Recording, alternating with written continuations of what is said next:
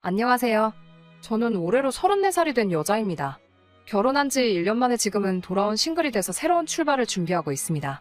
남편과 이혼한 지는 반년 정도 되었고요. 결혼 생활 1년간 스트레스가 이만저만이 아니었는데 이혼 후에 돌아가는 상황이 너무 후련하고 재밌는 데다가 너무 고소해서 그런가 여러분들께도 들려드리고 싶어서 이렇게 사연 한번 보내봤어요. 제가 33세 결혼을 했으니 요즘 같은 시대에 늦었다고 하기도 뭐하지만 빠른 편도 아니었어요. 원체 제가 결혼을 꼭 해야 한다는 생각도 가지고 있지 않아서 하게 되면 하는 거고 말게 되면 마는 거라는 식으로 제 일에 열중하면서 살고 있었습니다. 그렇다고 해서 제가 비혼주의자까지는 아니지만 결혼 자체에 부정적인 생각이 있어서 서둘러서 하고 싶지는 않았습니다. 어찌되었든 평생남으로 살아온 사람과 가족이 되는 게 결혼인데 여기 올라온 다른 사연들만 몇 개 들어도 알 수 있듯이 가족이 된다는 게 결코 쉬운 일이 아니잖아요.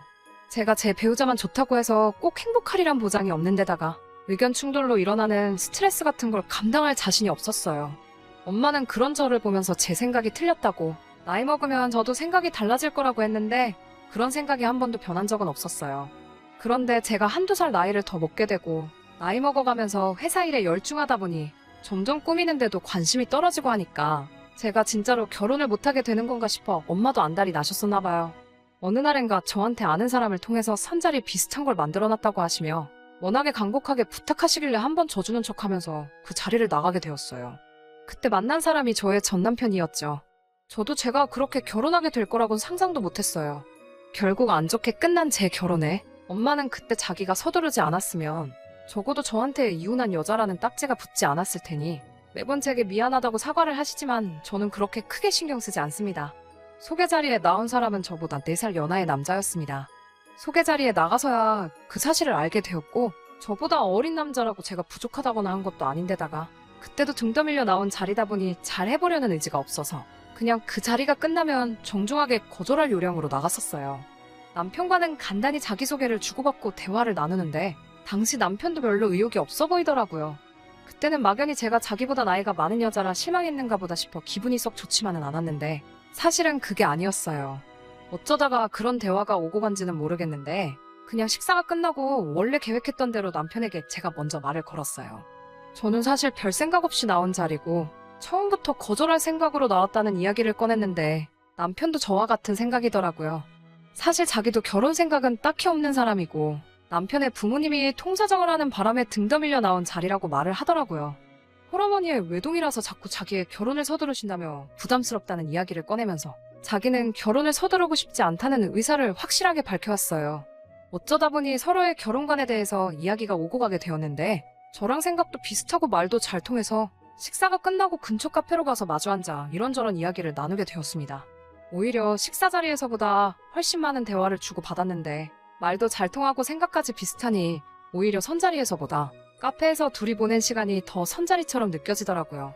언젠가부터 자연스럽게 연락을 주고받는 사이가 됐고 회사도 서로 가까운 곳에 있어서 자주 만나게 되었고 자연스럽게 만난 지 6개월이 안 돼서 둘 사이에는 결혼 이야기가 오고 가기 시작했습니다.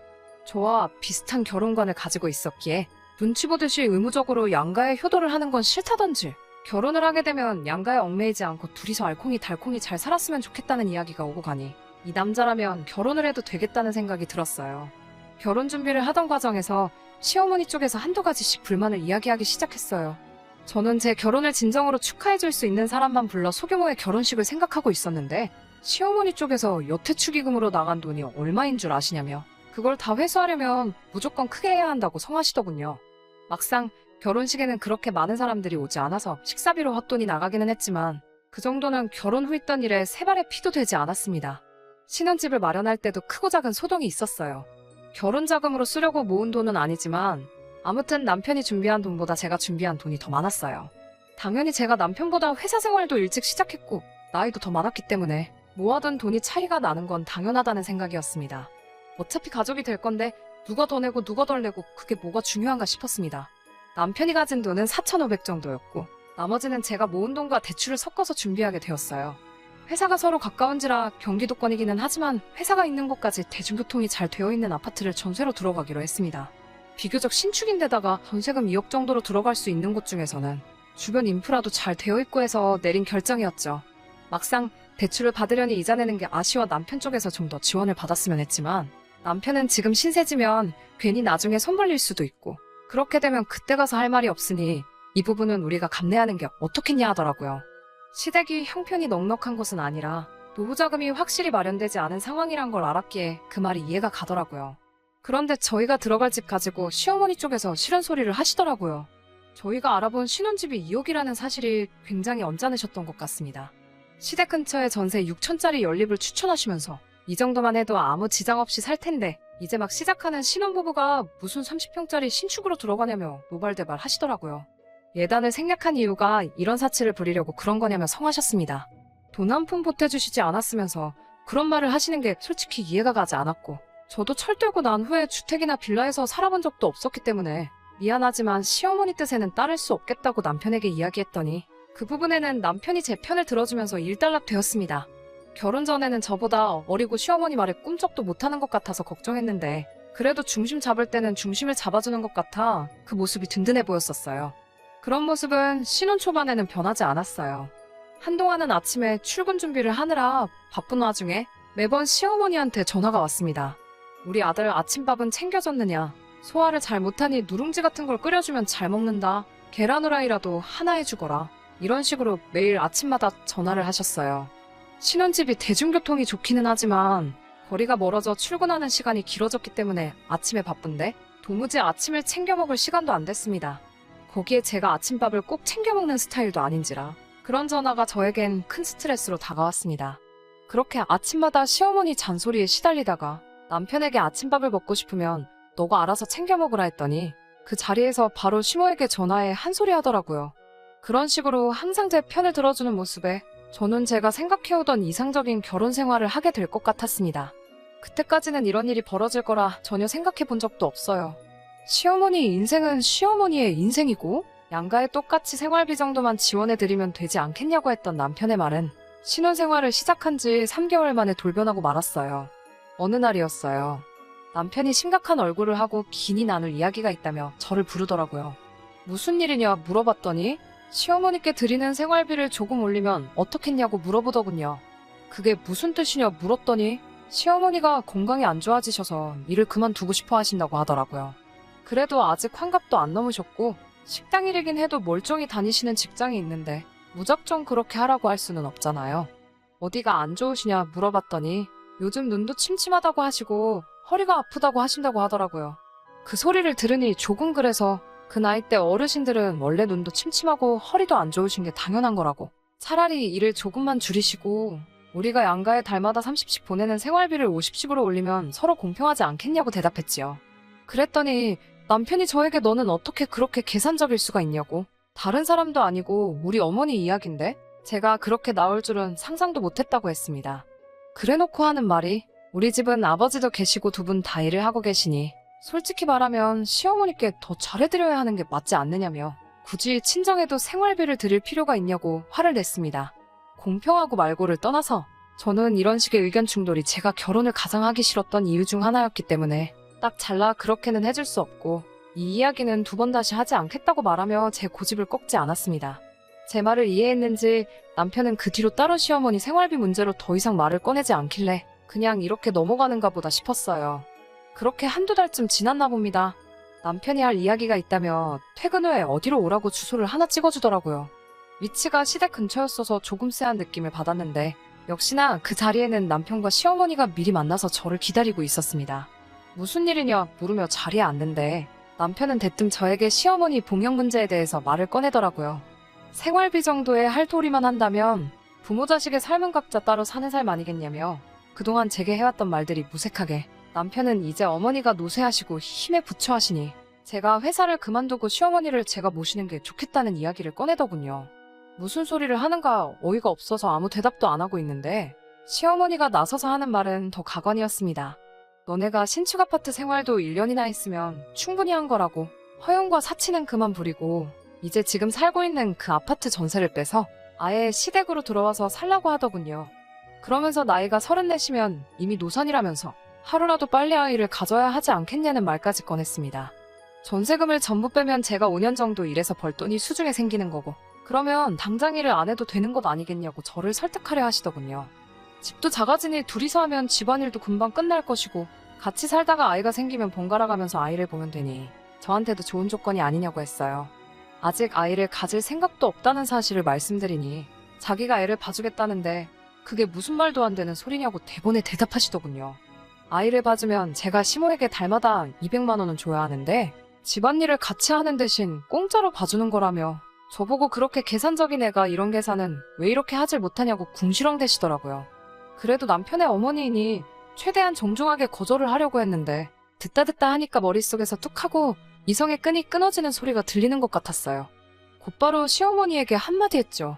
그러면 어머님께서 말씀하신 대로 하겠다고 신혼집 전세도 빼고 아이도 최대한 빨리 만들겠다고요.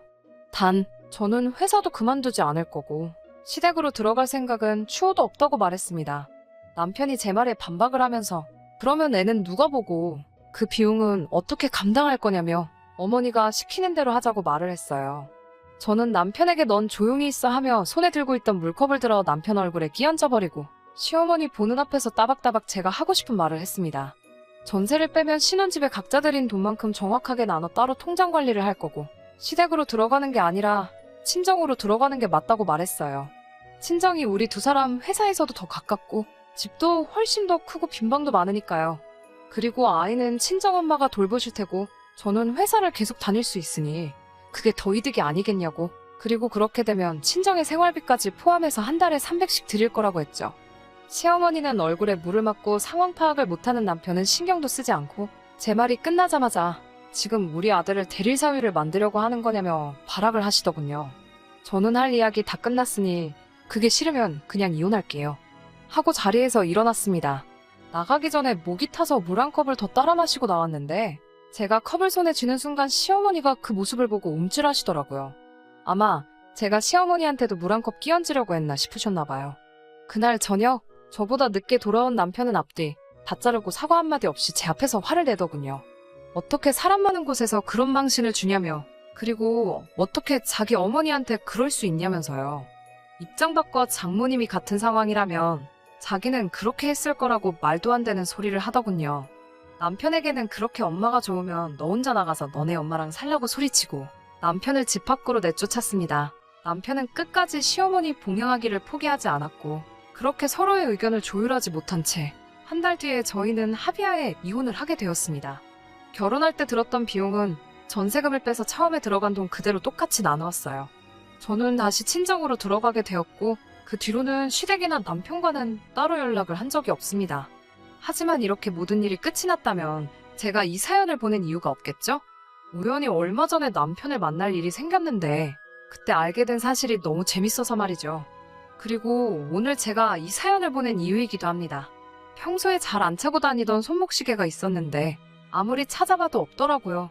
잘 생각해보니 신혼집에서 정리할 때 남편의 귀중품을 담아놓은 상자에 넣어놓았던 기억이 퍼뜩 들더라고요. 그냥 잃어버린 셈 칠까도 싶었지만 그러기는 또 싫었습니다. 전 남편에게 단돈 1원도 더 주고 싶지가 않았으니까요. 그날 야근하면서 한참을 고민하다가 퇴근길에 시댁에 들리겠다고 남편에게 연락을 했어요. 지금 그쪽으로 가고 있는 길이니 제 시계를 받아가야겠다고요. 그런데 남편은 시댁이 아닌 처음 보는 주소를 저에게 불러주더라고요. 그 위치는 남편의 회사가 있는 데서 15분 거리도 안 되는 곳이었습니다. 역에서 내려 시장 쪽 골목으로 들어가니 원룸 빌딩이 질비한 곳이 나오더라고요. 한참을 헤매다가 남편에게 전화를 걸었습니다. 남편은 그 수많은 원룸 빌딩 중 한 곳에서 추레한 차림으로 나오더군요. 머리도 기름져서 며칠은 안 감은 듯하고 수염도 듬성듬성 나 있는 게 행색이 아주 보잘것없어 보였습니다. 시계를 받고 가려는데 잠깐 시간 좀 되냐고 하는 말에 이야기를 나눴어요. 그렇게 사랑하는 어머니는 어쩌고 원룸촌에서 혼자 살고 있냐고 물어봤습니다. 이야기를 다 듣고 나니 너무 속이 후련해서 남편 보는 앞에서 푸아하면서 소리를 지르며 웃어버렸네요. 자초지종을 듣자 하니 남편도 저와 똑같이 신혼집을 정리하고 시댁으로 들어가게 되었다고 합니다. 그렇게 한 달 정도 지났을까? 시어머니랑 대판 싸웠다고 하네요. 이제 장가 다 보내놓고 손주 돌보며 며느리 수발 받으며 살 줄 알았는데 다 늦어서 다시 아들내미 수발 들게 생겼다고 이제는 더는 못하겠다고 하시면서 자기 집에서 밥도 주고 빨래도 해주고 잠도 재워주니 월급의 반을 내놓으라는 둥 싫은 소리와 잔소리를 엄청 하더래요. 남편도 참다 못해 이렇게 된 게 누구 때문이냐며 서로 책임 문제로 티격태격 하다가 결국 남편은 시어머니 집에서 쫓겨나 버리고 말았다네요. 그제서야 남편은 저한테 진심 어린 사과를 하면서 우리 다시 시작해보면 안 되겠냐며 제 앞에 눈물을 뚝뚝 흘려가면서 들을 가치도 없는 소리를 하더라고요. 모처럼 엄마가 그렇게 좋다고 하길래 엄마 품으로 다시 반품해줬더니 엄마한테 다시 반품당한 기분이 어떠냐고 비아냥댔습니다. 시계를 돌려받은 뒤에 이제 2번 다시는 연락할 일 없으니 너네 엄마랑 알콩달콩 둘이서 재밌게 잘 살라고 말하고 뒤도 안 돌아보고 그 자리를 박차고 나왔습니다. 오는 내내 속이 너무 후련해서 그냥 걷고만 있는데도 웃음이 나더라고요. 아무튼 제 이야기는 여기서 끝입니다. 사람이 겉과 속이 다를 수는 있지만 지키기로 한 약속을 어기는 건 안 된다고 생각해요. 이 사연을 들으시는 분들 중에 아직 결혼을 안 하셨거나 아니면 자식이 결혼을 앞두고 계신 분들에게 제 경험을 토대로 조언 하나 해드리고 싶은 게 있습니다. 아무리 좋아도 남의 집 자식이고 사람은 언제 바뀔지 모르는 거니 결혼 후 1년 정도는 혼인신고를 하지 않는 게 어떨까요? 그러지 못한 저는 이따금씩 후회가 드는 부분이기도 하거든요. 긴 이야기였는데 끝까지 제 이야기 들어주신 분들에게도 너무 감사드립니다. 제 이야기 듣고 다들 힘찬 하루 보내시고요.